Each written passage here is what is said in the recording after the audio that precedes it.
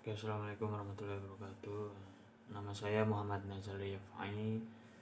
Saya dari kelas KPI 5C. Saya akan sedikit menjabarkan materi tentang lingkungan hidup. Kita ketahui keberadaan manusia ini kita tidak bisa lepas dari ketergantungan terhadap alam sekitar kita atau lingkungan hidup, ya kan. Dengan adanya hubungan saling mempengaruhi antara manusia dan lingkungan hidup, manusia saling butuh dengan lingkungan hidup, lingkungan juga membutuhkan manusia.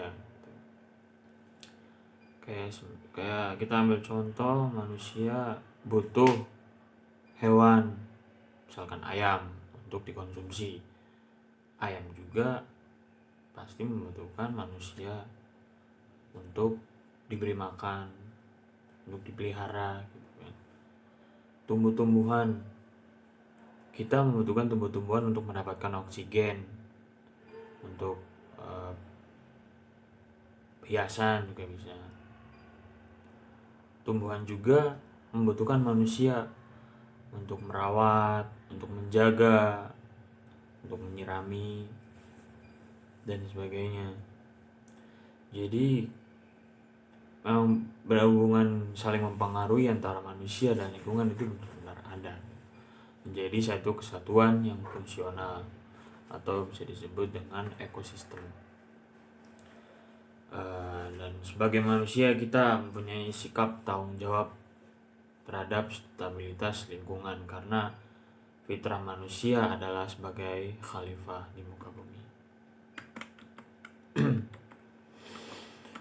Menurut Undang-Undang nomor 23 tahun 1997, pengertian lingkungan hidup adalah kesatuan ruang dengan semua benda, daya, keadaan, dan makhluk hidup, termasuk di dalamnya manusia dan perilakunya yang mempengaruhi kelangsungan kehidupan dan kesejahteraan manusia serta makhluk hidup lainnya. Dan menurut Sambas Wirakusuma menyatakan bahwa lingkungan hidup adalah semua hal yang mencakup aspek eksternal biologis, di mana organisme yang hidup dan ilmu lingkungan hidup menjadi tempat belajar aspek lingkungan organisme tersebut. Dan menurut Sujono berpendapat bahwa lingkungan hidup adalah unsur fisik atau jasmani yang berada di alam dan mencakup makhluk hidup serta sekitar seperti manusia, hewan, dan juga tumbuhan.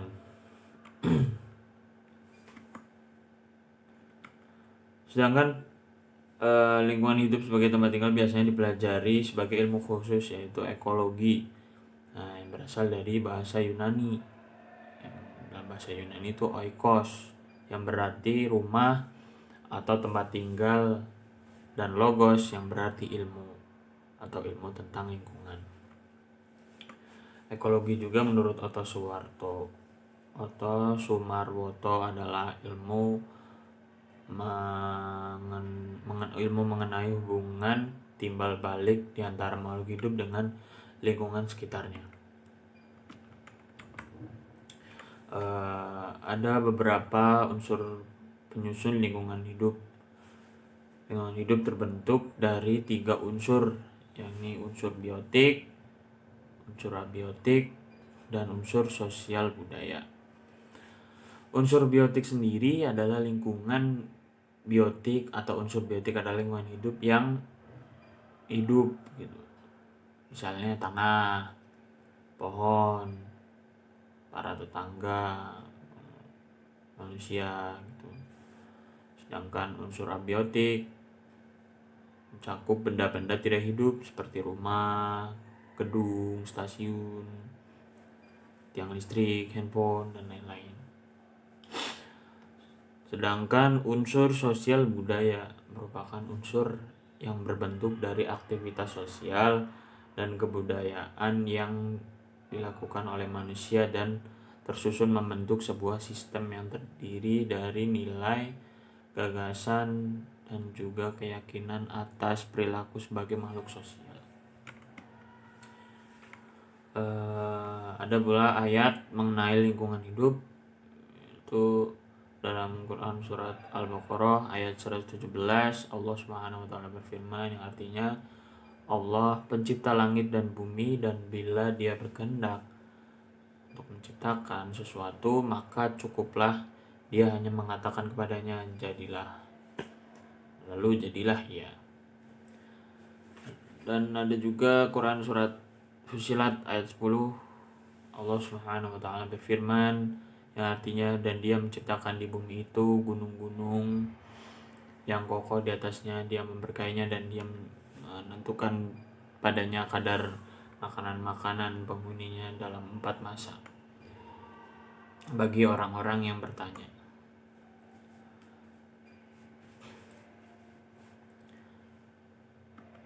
Adapun pola hubungan lingkungan hidup ada yang disebut simbiosis, ada simbiosis mutualisme, simbiosis komensalisme, dan simbiosis parasitisme. Mutualisme adalah dua organisme yang lebih menguntungkan, saling menguntungkan, sementara simbiosis komensalisme yang dua organisme yang lebih tidak saling merugikan dan juga tidak saling menguntungkan. Sedangkan organisme lain tidak ada yang dirugikan juga. Sementara parasitisme ada organisme yang lebih untung, ada organisme yang merugikan satunya. Dari beberapa hubungan tadi juga ada juga sirkuler, yaitu feedback atau respon adalah terjadinya feedback umpan balik baik bersifat positif ataupun sebaliknya. Segala yang ada pada lingkungan dapat dimanfaatkan manusia untuk mencakupi kebutuhan hidup, karena lingkungan memiliki daya dukung. Daya dukung lingkungannya adalah kemampuan lingkungan untuk mendukung perkehidupan manusia dan makhluk lainnya. Dalam kondisi alami, lingkungan dengan segala keragaman interaksi yang ada mampu untuk menyeimbangkan keadaannya. Namun tidak tertutup kemungkinan kondisi demikian dapat berubah oleh campur tangan manusia dengan segala aktivitas pemenuhan kebutuhan yang terkadang melampaui batas. Jadi baik mungkin kita sebagai salah satu unsur dari lingkungan, kita harus menjaga lingkungan gitu agar tetap selalu menjadi sebuah ekosistem yang